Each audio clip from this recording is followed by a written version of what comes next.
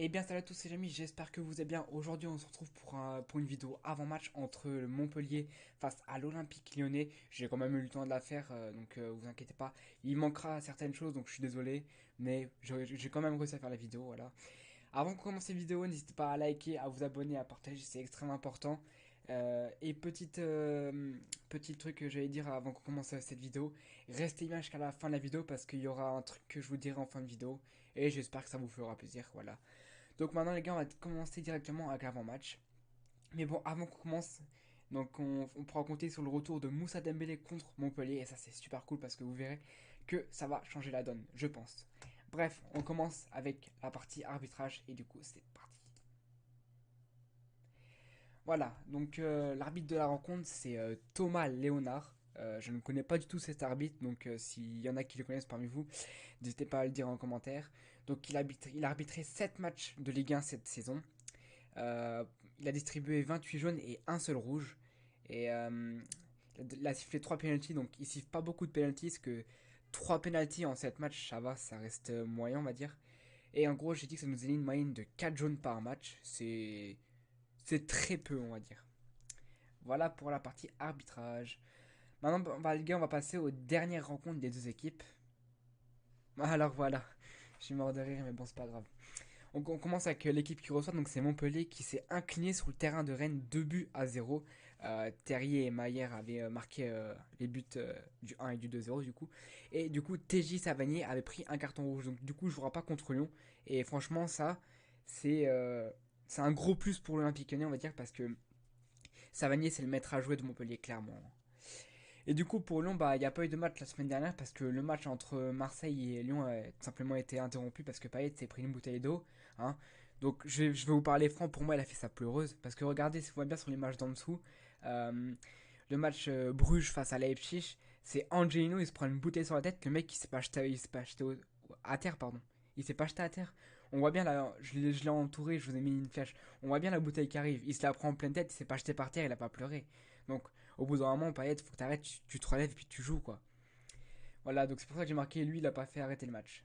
Donc voilà pour le match des deux équipes. Montpellier s'est incliné et Lyon n'a pas joué. Voilà, voilà. Maintenant, les amis, on va passer aux dernières confrontations des deux équipes. Et du coup, bah, c'est parti. Voilà, nickel. Donc, on commence avec la plus ancienne des rencontres. Elle commence le 27 août 2019, si je crois bien. C'était la deuxième journée de la saison 2010-2019. Et Lyon s'était incliné sur la plus petite démarche 1-0.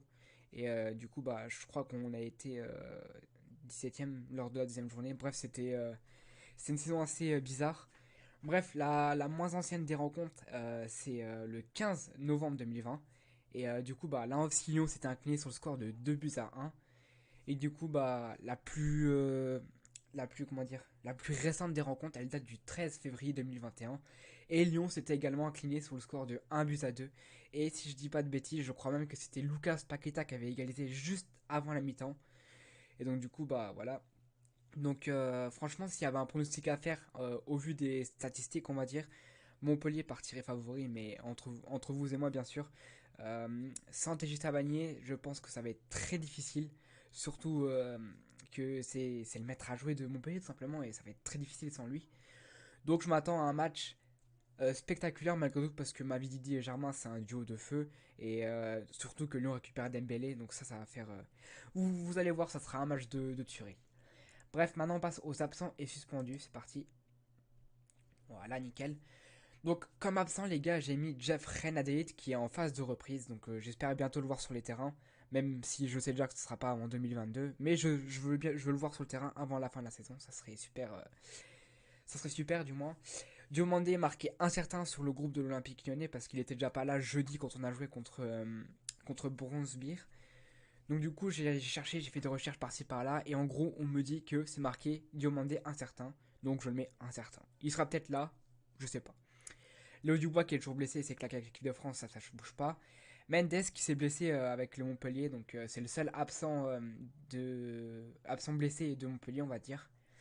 Et en tant que suspendu, j'ai marqué Tino Kadewere avec un point d'interrogation parce que normalement il aurait dû jouer son dernier match suspendu contre Marseille, donc on ne sait pas si la commission des disciplines a décidé de le suspendre encore le match là, vu que le match de Lyon-Marseille n'a pas été joué.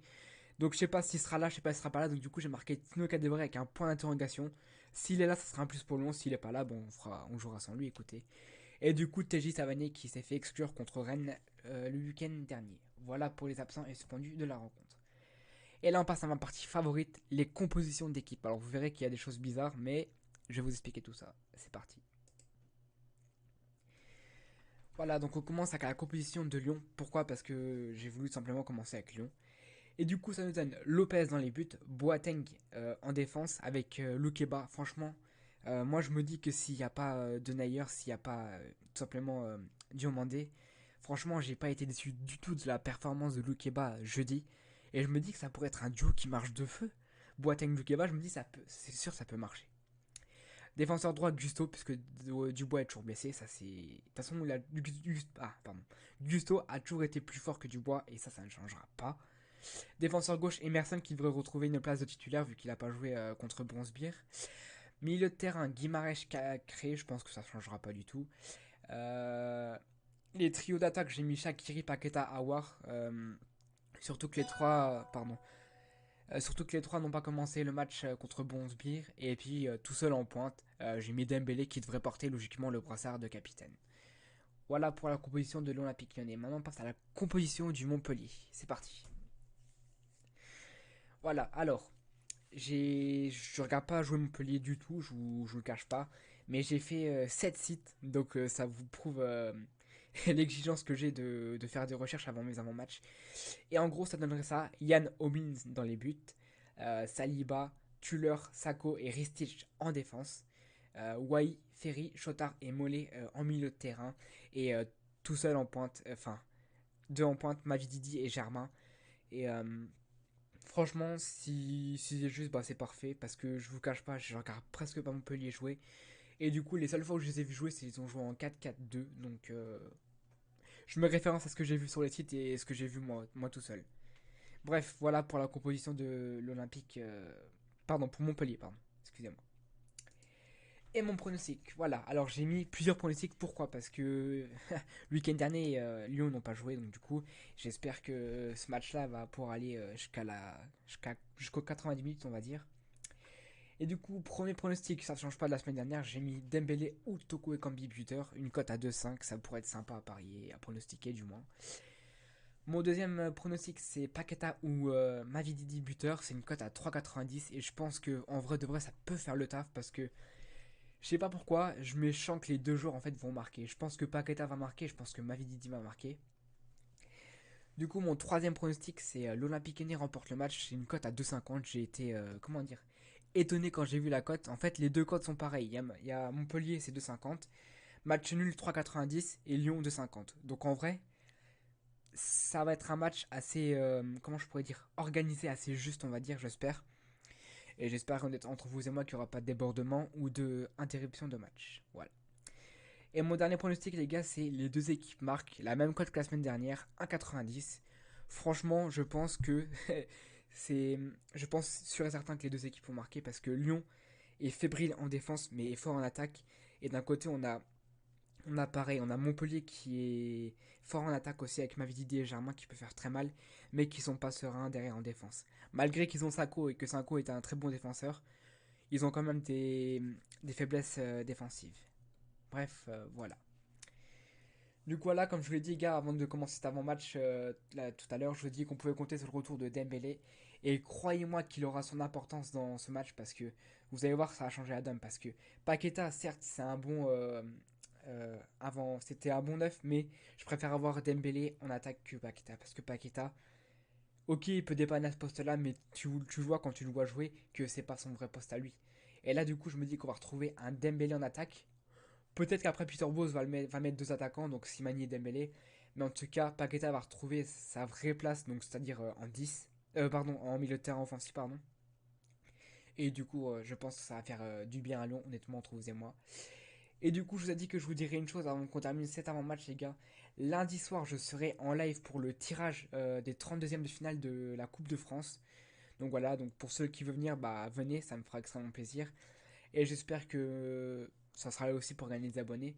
On se rapproche des 100 abonnés. Et j'espère, entre vous et moi, que j'aurai dépassé les 100 abonnés avant Noël. Ça pourrait être un superbe cadeau pour moi. Et il y a du contenu qui va arriver sur la chaîne l'année prochaine. Et vous verrez que vous ne serez pas déçus. Et puis bah voilà, c'est la fin de cet avant-match entre l'Olympique Lyonnais et Montpellier. Ça joue à la Mosson. Ouais, je crois que c'est ça le terrain de Montpellier, la Mosson. Bref, les amis, je vais vous laisser là. C'est la fin de cet avant-match. J'espère qu'il vous aura plu. Voilà. N'hésitez pas à liker, à vous abonner et à partager. C'est extrêmement important pour la chaîne. Et puis moi, je vous laisse. C'était Rock. Ciao. Merci d'avoir regardé la vidéo. Allez, ciao.